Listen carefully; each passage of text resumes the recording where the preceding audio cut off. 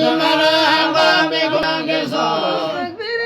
بسبب التجربة إلى صراط المستقيم وإن الذين لا يؤمنون بالآخرة عن الصراط لناكبون ولا تتقون قل من بيده ملكوت كل شيء وهو يجير ولا يجار عليه إن كنتم تعلمون إنهم يومئذ ولا يتساءلون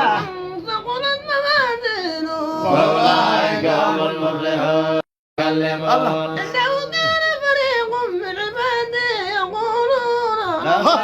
آمنا واغفر لنا وارحمنا وأنت خير الراحمين حتى نسوا الذكر وكان منبورا